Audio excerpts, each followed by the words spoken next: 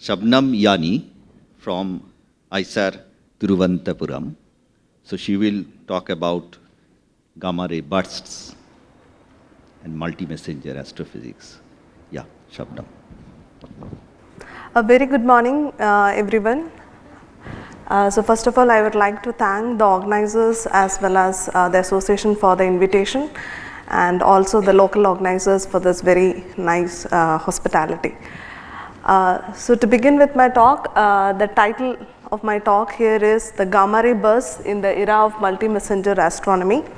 And I know the larger community over here is more dominantly interested in gravitational and various forms, various aspects of it, and I'll try to connect how gamma ray burst stands in that perspective. So to begin with, what is a gamma ray burst? So as the name suggests, it's a burst of gamma rays that we observe. In terms of frequency in detection, it's like on an average one event per day that we are seeing. Since gamma rays is something that we cannot observe directly with our eyes, we need telescopes and particularly placed in space. So what we see here basically is the image of how our sky would look like in gamma rays, and it is the image brought by the Fermi Gamma Ray Space Telescope. So the bright emission that we see here at the center is basically the gamma ray emission coming from our own galaxy. And when a gamma ray burst happens, we basically have no idea from where it can come, but at any point when it comes, it's so bright that it outshines all other major sources of gamma rays in our sky. And this is particularly recorded in our instruments, gamma ray detectors, as a very fast rise, intense rise in counts of high energy photons that we see, and it mostly lasts only for a very few seconds. And this is what we generally refer to as the prompt emission, that is promptly detected in the detectors. There is a second part to this event which we refer to as the afterglow. So as the name suggests, it is a glow that we basically observe after, but it is largely observed in all the wavelengths starting from radios till gamma rays, and it has durations of the scales of hundreds of seconds to may even extends to months and maybe even years. To give you a brief observational history of how gamma ray bursts were detected, so gamma ray bursts were an accidental detection actually. So it was basically detected by the military Vela satellites that were launched by US, basically to keep an eye or surveillance on the activities of the then USSR. But what they instead had was certain detections of bursts of gamma rays emissions in 1967. However, they kept it confidential for several years because they couldn't identify the source or the direction of where these emissions came from. In 1973, they declassified the information, and basically it was published because they understood that it didn't have an origin from Earth. But still we didn't know exactly the localizations in the sky. It was in 1991 that we had the first science mission that was dedicated for the study of gamma ray bursts, which was launched with the Compton Gamma Ray Observatory with the BATSE instrument, which basically observed in 20 to 2000 kV of bandwidth.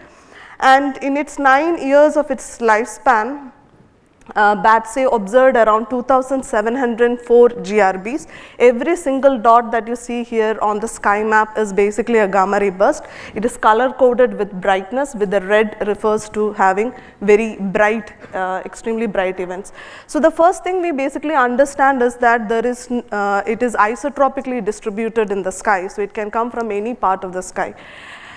Even then, so in this major, what we see is that we know the localizations in the sky. Still, we didn't know where in the cosmos where this was emission, this was produced.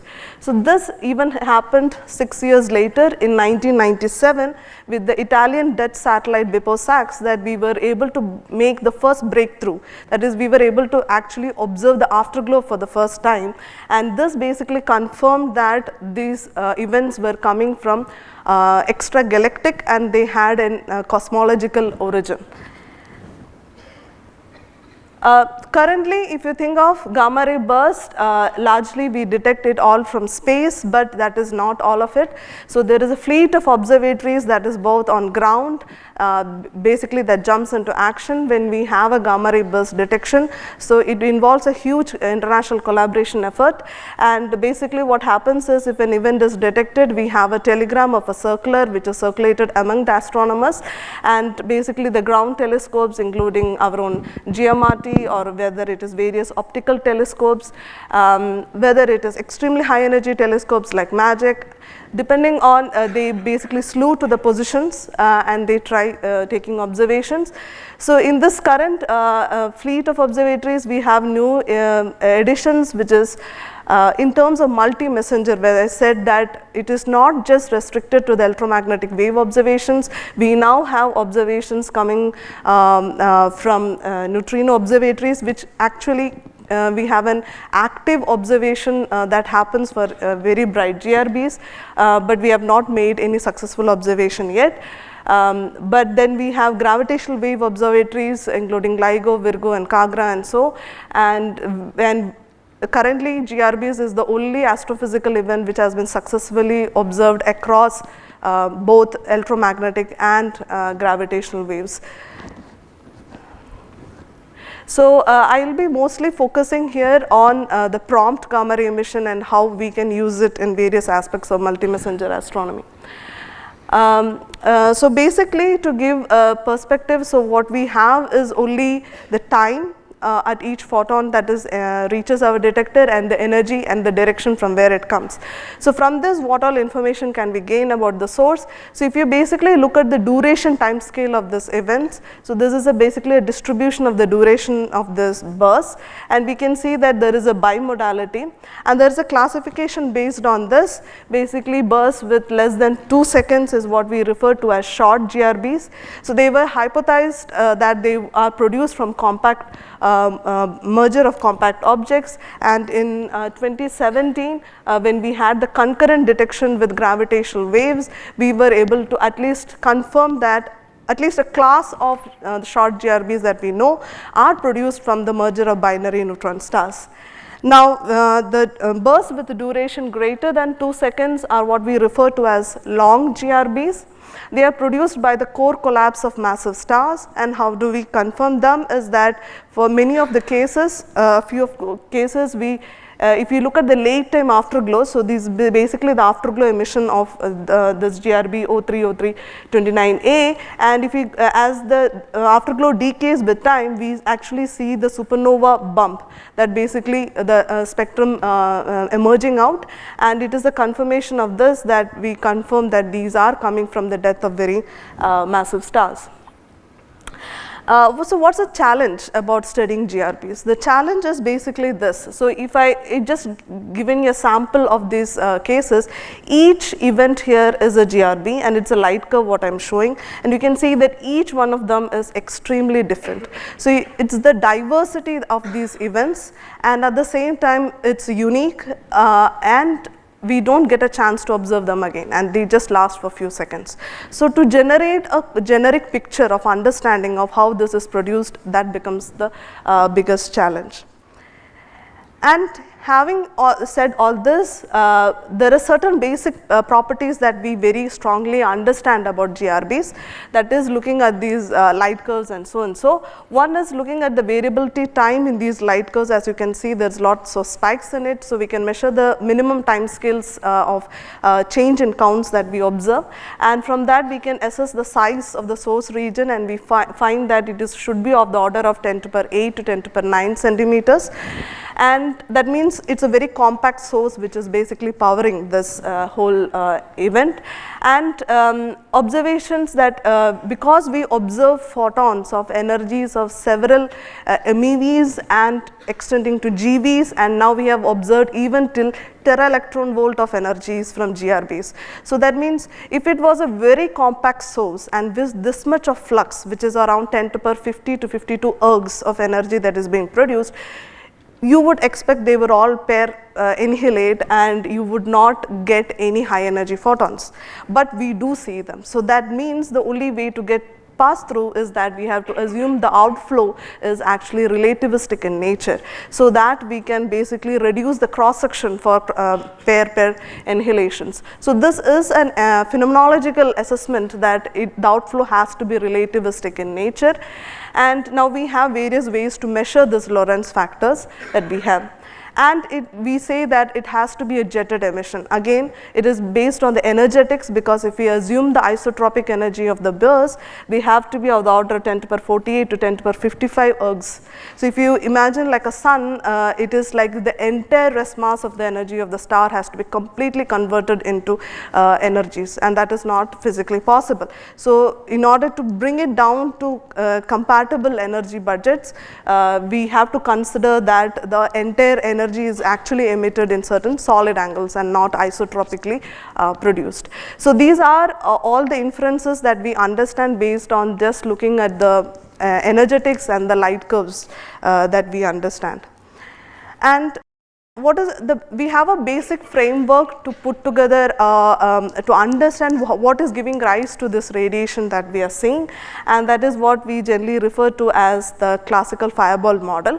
So irrespective of whether it is a merger or a core collapse of a star, what we expect at the end is that we have a very compact object like a black hole or a magneta that is there, and it starts accreting the matter surrounding it, and it produces a fireball. As the name suggests, it is very dominant in radiation, and because of this it actually exerts pressure on the matter and pushes it out. Basically in some form we get it in the form of a jet, and initially it was optically very thick, and as it expands the density drops, and at a point the opacity becomes equal to unity, where we see the first emission, and that is what we refer to as the photosphere. Generally in the classical picture we expect a thermal component, a black body, to come from here, and you can imagine basically these outflows or the emissions as various shells of matter with different masses and energies. So they attain different terminal velocities, and you can envisage a scenario where these shells of different velocities, that is Lorentz factors, have at a point where a fast moving shell crashes into a slow moving shell, and the differential kinetic energy of these shells gets dissipated, creating shocks. So this is what we generally refer to as internal shocks, that is basically it happens within the jet, and this is the region where the electrons get accelerated to relativistic velocities, which they eventually radiate via non-thermal emission processes, giving rise to what we see as the prompt gamma ray emission. So this is the classical picture we have. This jet further goes on and crashes into the interstellar medium, creating shocks, and the emissions produced from there is what we see from radios to gamma rays, and which constitutes what we call as the afterglow. So this is the basic framework on which we work, and all the various varieties of theories or models are basically within this basic framework. Now, one of the prominent studies is basically to understand what is the radiation process, and that is basically a competition between models in photosphere versus synchrotron. And as I said, photosphere is the deepest region that we can look into the outflow, and what we expect is a kind of a black body emission. That is particularly is that we just note that the low energy part of the spectrum in this case would be very, very steep, and we would expect in a photon spectrum it should be of an index of +1. Whereas if it is a non-thermal emission like synchrotron, where we have extremely energetic electrons with velocities close to the speed of light, as they gyrate through the magnetic fields, they emit radiations. From a distribution of electrons, you would expect to see something much broader than that of a black body, and we expect these power law indices on the photon spectrum to have values less than -0.6. This is a way how we kind of try to connect it from phenomenology to basically theory. And this is the kind of spectrum. So as you can see, the GRB spectrum or the data basically looks very non-thermal in nature, and in photon counts it basically looks like this. So this is the spectrum that we basically look for photon index to basically identify what kind of emission processes we are looking at. So I will discuss what is relevance of GRBs in the multi-messenger era, that is from the study of GRBs. So that is basically using the prompt gamma ray emission that we see, how we can contribute to what to the multi-messenger era things. So the first multi-messenger that I will discuss is basically the cosmic rays, so the ultra high energy cosmic rays. So the plot that I am showing here is an all particle cosmic ray spectrum, and the part that is of interest to us is basically the extreme high energies. So that is, it's starting from 10 to power 18 electron volt and above. We have observations till 10 to power 20 electron volt. So till here we basically understand the sources are mostly the galactic sources itself. So if you zoom it out, what I have shown here, we can see that after a few 10 to power 18, we can actually see that the pattern of decreasing flux changes. So there is an emergence of a new component in the cosmic ray spectrum that we see, and further after that it further decreases. So what is the source of the origin of these cosmic rays, of these extremely energetic cosmic rays that we see?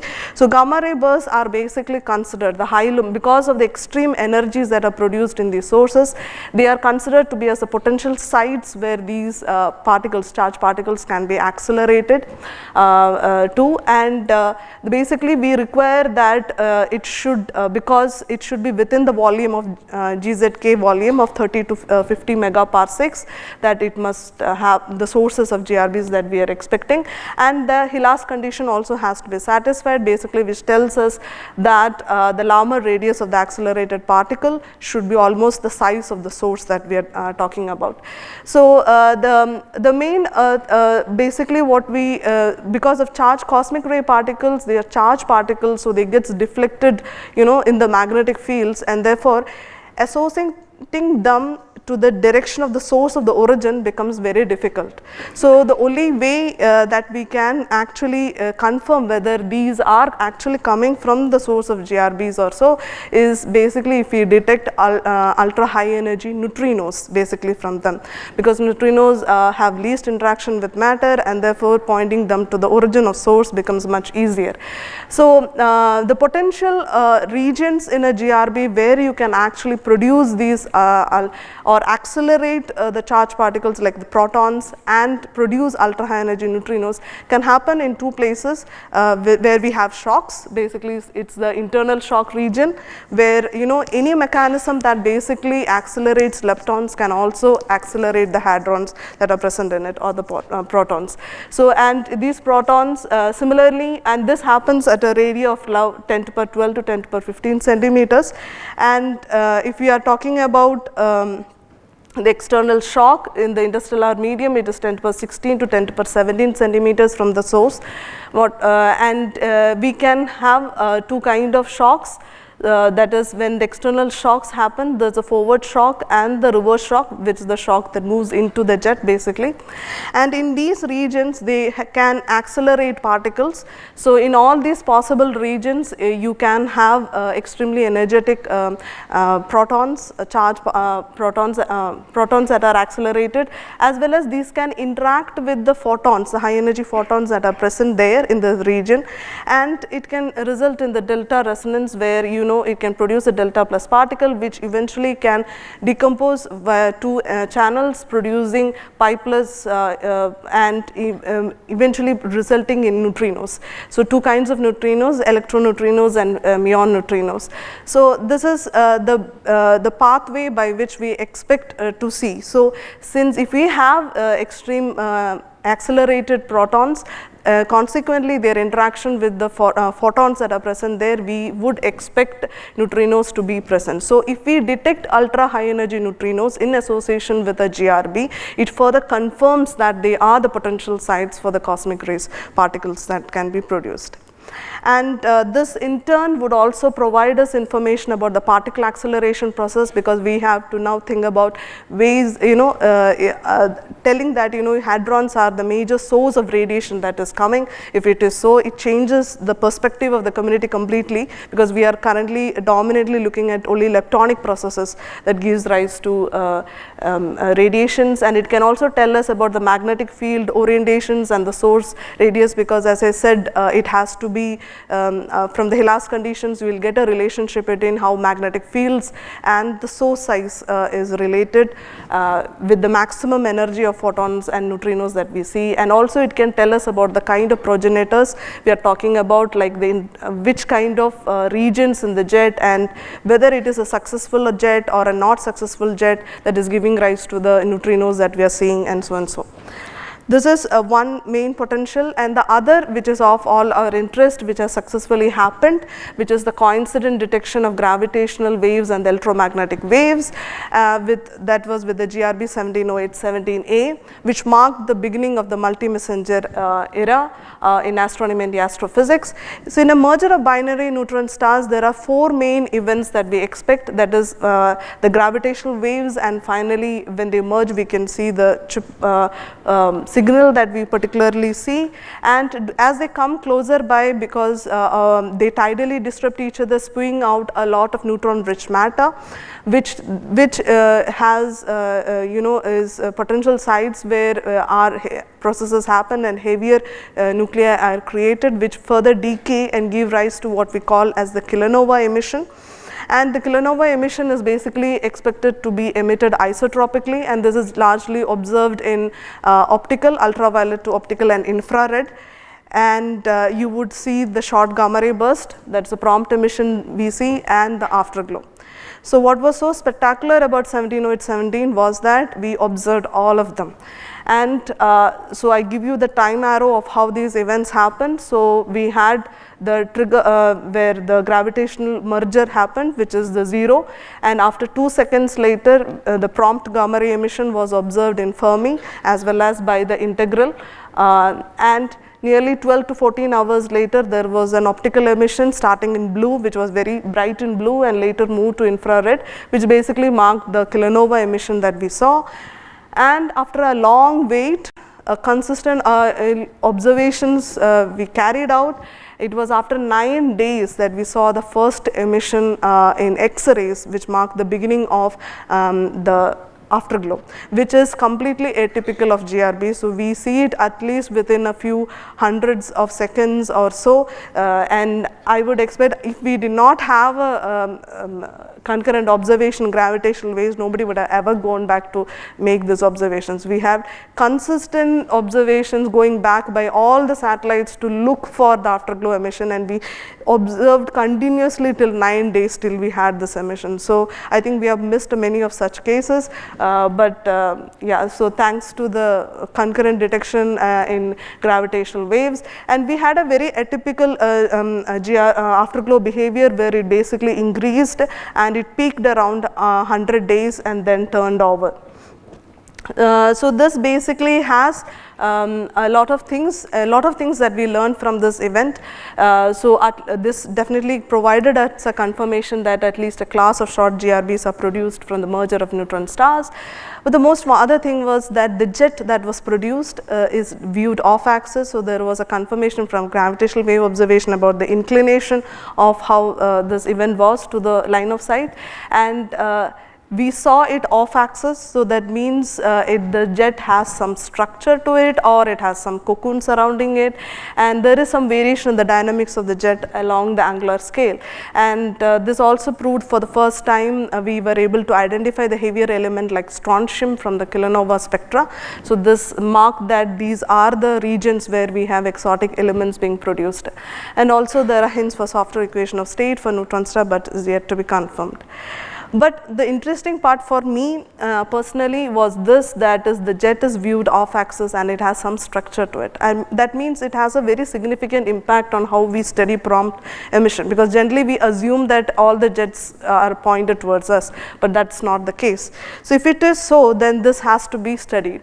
So we did a study where we took all the known short GRBs with the redshift observations with an average redshift of 0.67, and what we basically did was we first looked at the spectral behaviors. So to just tell you, So the spectrum was largely consistent with what we call as the photospheric emission, because the low energy spectra was extremely hard. 61% of the short GRBs have actually a very hard spectra, and the steeper part, the high energy part of the spectrum is also very steep. So basically the spectra is hard and narrow, which is basically suggesting that it is dominantly from a photosphere.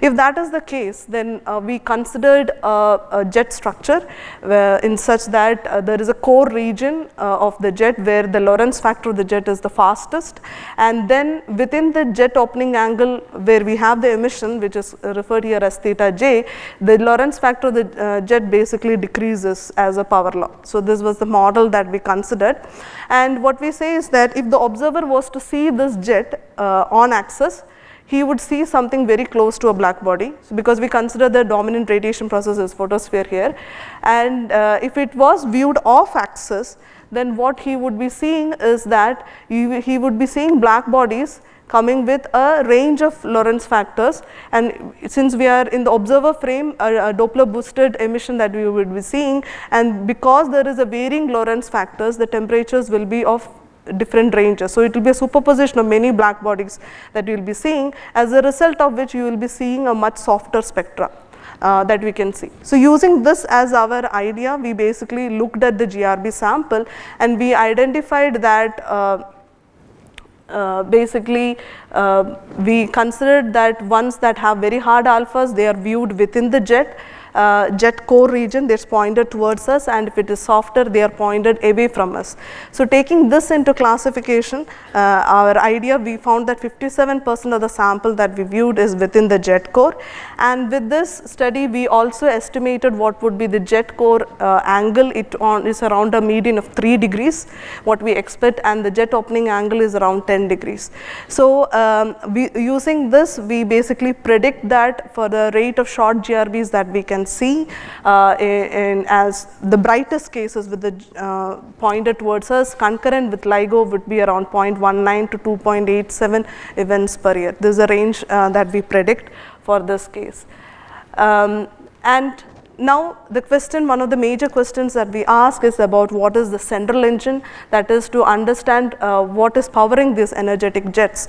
So the main question, the competing is basically the magnetar, which is a magnetized fast rotating neutron star, or it is whether it is a black hole.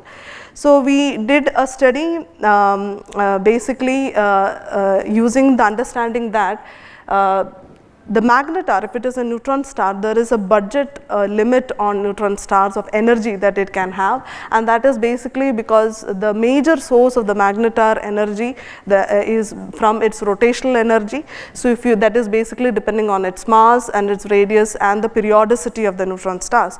So if you look at the millisecond X-ray accreting pulsars, this is a distribution of its spin frequencies, and we have a cutoff at around close to 700 hertz or so. So the fastest that we have seen is around 716 hertz, and there is a clear cutoff. It's not an instrumental limit or so. And if this cutoff is true, if you take a roughly the lowest periodicity that we can consider is 1 millisecond, putting this as it, and the mean of the masses of the accreting neutron stars are around 1.5 solar masses, and the equation of states in generally gives an upper limit on the radius to be of 12 kilometers. So putting these limits, we find that there is a hard limit on the rotational energy, and total it's around 3 times 10 to the power 52 ergs, but channelizing all that into jet is generally not happening. Only a small fraction would get channeled into the jet. So we have most of it going as gravitational waves and neutrinos, as well as or in magnetospheric winds, and so we take a equipartition thing and we put a limit on that, the energy budget available for the GRB from a magnetar point of view, it would be around 10 to the power 52 ergs. So it's a very conservative upper limit that we have put, and we analyzed all the prompt emission spectra of GRB that was observed till date for Fermi during this time period of 11 years, and we identified 8 long GRBs with its beam corrected angles with jet opening angle corrections have energy greater than 10 to the power 52 ergs. So that That means their central engines are not likely to be magnetars, and they are highly likely to be black holes because they have extreme energies above than this limit. And once we identified those cases, we estimated their masses. Because these have energies which are very, very high, and we assumed the Blanford-Zinec mechanism to produce these jets, and assuming that, we estimated the masses of these 8 GRBs to lie between 2 to 60 solar masses. So which is shown here in the red diamond markers, and you see that the 2 solar mass to 5 solar mass is the mass gap region that we have in our observations between the heaviest neutron star and the lightest black holes. And interesting is that we have 4 of those GRB black holes to lie in this region of mass gap. And interestingly, in gravitational wave, we had this 1908-14 event where one of its components had actually masses which lie in this region, and we were not sure about this nature. So this basically, the study tells you that we can produce stellar mass black holes of these mass ranges, and the source of these black holes can be GRBs. To coming to this, how gravitational wave observations can shed light on more of the study of GRBs as such, on various aspects of it. So it's just to put in picture, short GRBs, progenitors, we just know that at least a class is neutron star, but if we have concurrent detections further with it's either a neutron star black hole, or even if it is a black hole, we don't know. There have been some cases, beginningly there was one case where there was a suggestion that there was an electromagnetic counterpart detection to binary black hole mergers. We don't know, so keeping an open mind, so whatever, so this is all the confirmation, and one case is all that we have, but once we have this, this would also help us to look at or analyze the GRBs from the perspective of how we do it with a different understanding. And further, the post-merger remnant. So once we have the merger remnant, mergers of binary neutron stars, what is a post-merger remnant? Is that a supermassive or a heavy hypermassive neutron stars, or it is a black hole?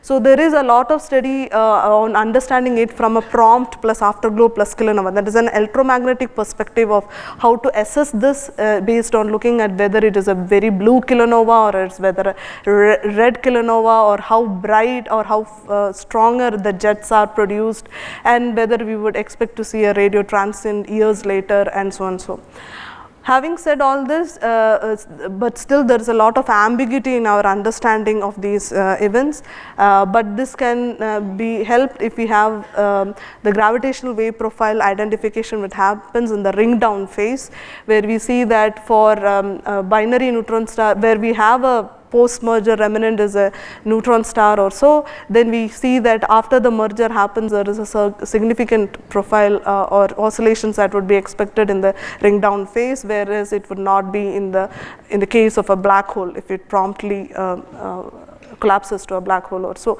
So this would help us to understand what is the actual source which is powering the GRBs. Then the time taken to launch the jet. So actually it is for the first time ever that when we had the gravitational observations, we actually understood the trigger or the actual moment of how this event started, because we never knew when the event actually started. We only saw the jetted emission that happened. That's our observation. We never knew when actually the this happens. So this, for the first time, we saw that there is a delay that actually exists between this merger and then to have this prompt. There's a time delay of 2 seconds. So what is that composes this time delay? There are 3 components we basically think. One is the time to launch the relativistic jet. That means you have to form your central engine, and the central engine, how much time does it take for it to launch the jet is something we completely don't know. We don't know the physics of how the launching entirely happens, and this would give us some insight into it, and also the time it would take to break out of the surrounding medium. So that's important because we have a very strong neutron rich cocoon that is surrounding the mergers, so it would take some time for the jet to pierce through this material and come out. That plus it finally reaches and we have the shocks created and the emission has happened. So which is basically the delta GRB time that we see.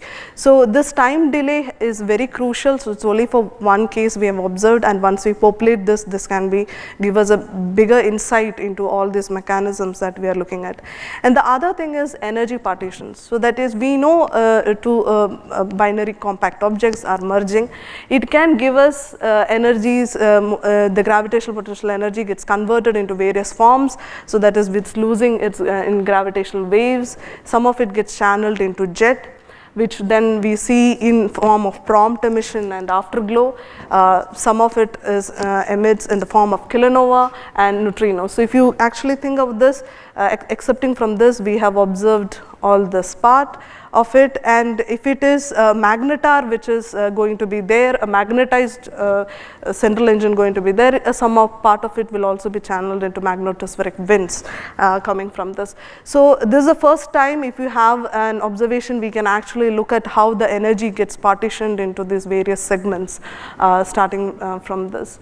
And again, one of the most aspiring thing of any GRB astronomer is to use GRBs as a standard candle to study cosmology. But unfortunately, we are still far away from understanding its radiation physics.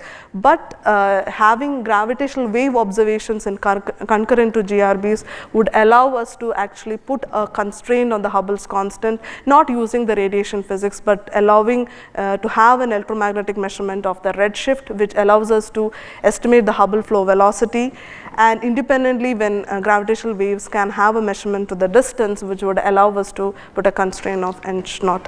So I think is a fantastic beginning that we have in multi-messenger astronomy, and GRBs being the center, taking the center stage for that. To put in summary, we have a lot of informations that we can get from gravitational waves, and also vice versa, and therefore I believe that with this new beginning in multi-messenger astronomy, gamma ray burst holds a lot of potential for more breakthrough discoveries. So with this, I end my talk, and I will be happy to take questions.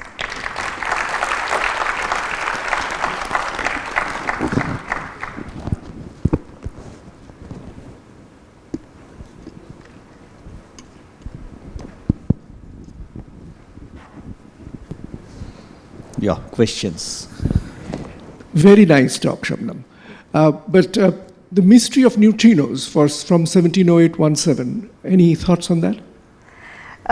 Yeah, so the neutrino, so till now we have not observed neutrinos, so it basically gives us some constraint on the kind of I would say the energies that we are thinking about, or as well as the magnetic field in the sources that exists, because we have certain conditions of how the magnetic fields and the size of those sources should be or so. So yeah, still it gives you some constraint on the radiation process and other things. So we have still not been able to do it, but yeah, so there are certain constraints on GRB mechanisms giving rise to it due to that. Yeah. Right, so I think the follow-up to that question, maybe you've already answered it, but in the shock process that you described, the physics of that seems fairly clear, right? I mean, in terms of the fact that it's a hadronic channel for producing neutrinos.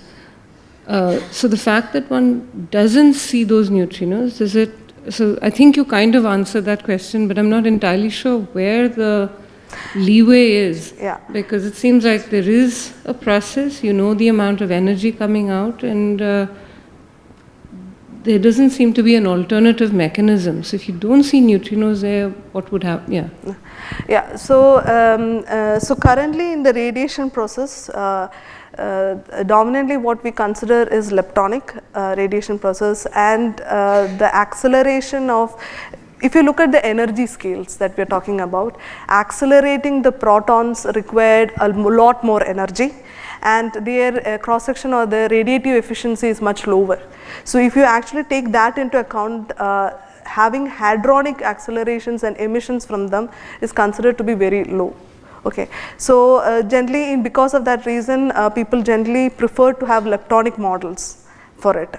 And hadronic model explanations have a lot of issues in explaining the emission radius and so many other things, which doesn't physically fit in the picture. Having said that, there is a very strong group which actually kind of thinks that there can be hadronic processes, accelerations that might be happening, and their consequent prediction is that we would see neutrinos. If we don't say it, it kind of favors the leptonic models and suggests that that is how it is. And maybe, as I said, the magnetic fields and the source size regions that is required for these to be produced may not be enough. And in neutrino cases, we said we have this GZK volume that we are looking at, which is actually in redshifts, it is not very far off. So the amount of GRBs that we have in that redshift detections is also not very large. So the number of cases that we have is also very less, and it is a challenge in detection that we have to find it concurrently. So it is only 1 or 2 neutrinos that you might have detected, and then we make so much of observations. So it's a challenge basically in observations. So only successful case that we have done till date to associate it to an extragalactic source is in 2018 with a blazar, where had an Aegean blazar flaring up in LAT, that is in the Fermi gamma rays, and then we saw an ultra high energy neutrino detection. So that's the current only association that has happened. So in GRBs, as I said, the number of GRBs we observe in the volume is very low, and yeah, so it's, yeah, I think maybe happens. No, wait.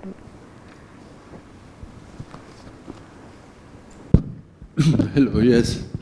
No, I just have wanted to comment that you have blend-fold generic mechanism.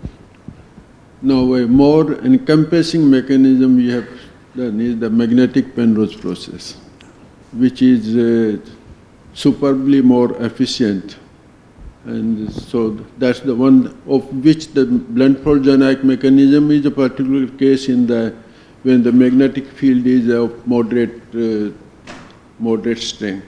Yeah. But very high energy, if you have a very high magnetic field, then the magnetic Penrose process could be infinitely much more efficient. Thank you.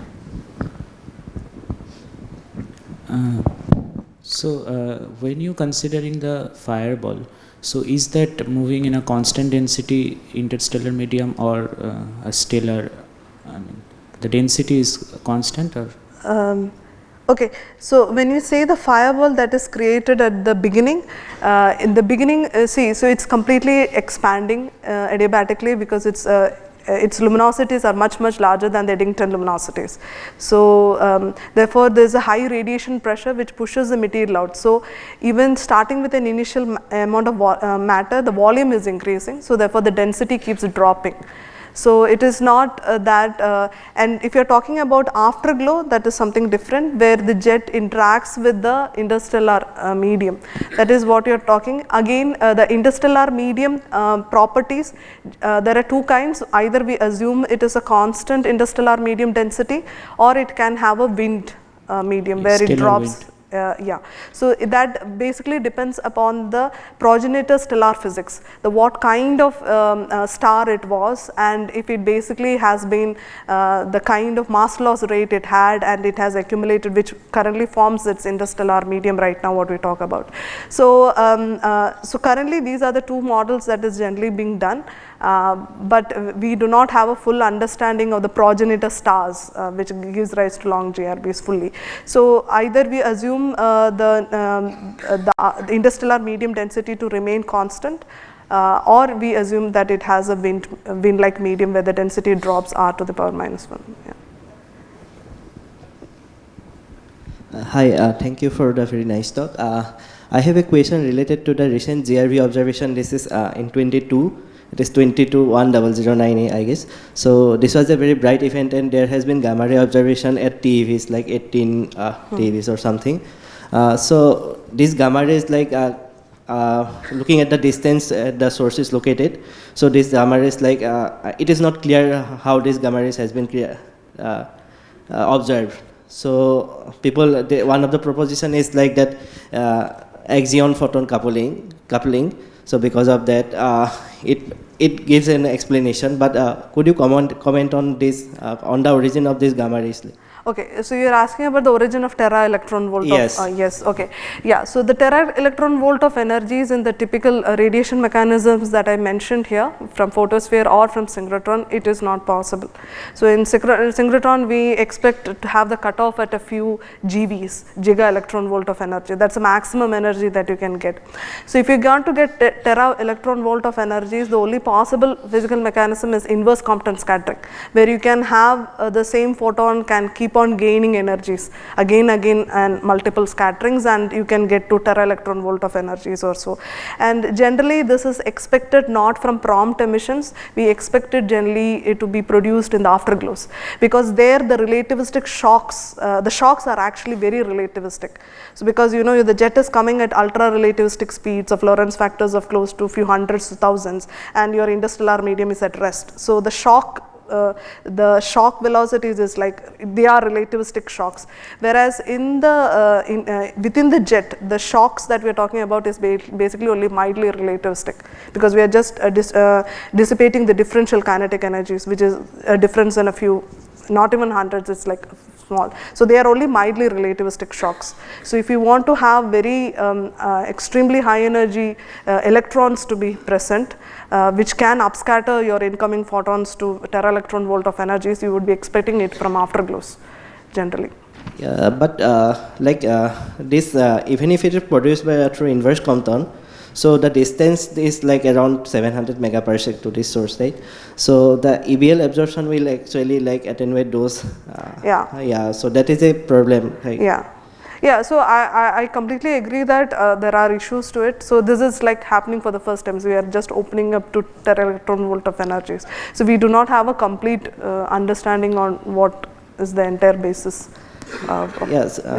Last question. Hi Shabnam. So I wanted to ask about this GRBs being the site for producing ultra high energy cosmic rays. So since, as you said, ultra high energy cosmic rays can also get deflected due to the magnetic fields.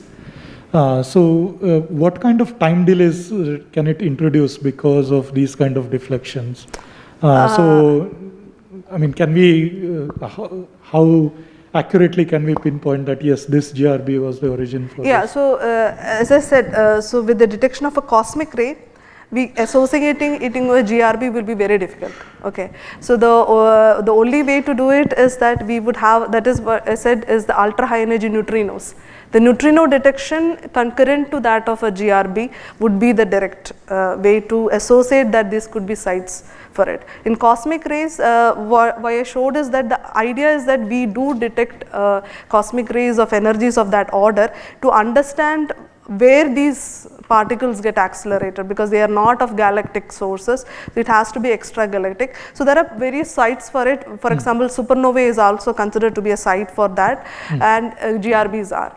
But as I said, to make a direct association to the direction from where it is coming, it's difficult for charged particles. So therefore, the only way, an indirect way of doing it is if we detect ultra high energy neutrinos in association with GRBs. I see. But I mean, in terms of the times, the time delays that you're talking about, so for the cosmic rays to be detected and then the GRBs. So in terms of neutrinos, I'm not aware of what exact time delays ahead, because we do have, so generally what happens in observation procedure, let me tell. So when we have a very bright GRB, that is when ice cube generally goes and do follow-ups, extensive follow-ups for several days even. Following it up to see if we detect any ultra high energy neutrinos. That's how we are happening. Because we have an ultra high energy neutrinos, generally what happens is the circular goes out saying that we have a detection in ultra high energy neutrinos from this particular directions, and basically the other satellites basically goes and basically scans it. But then it's a huge part of the sky where we have to scan it. So yeah, so currently to establish a delay is not that easy. Yeah. Thank you. Yeah, okay, so let us ask the rest of the questions during the break. Thank you very much, and let us thank Shabnam,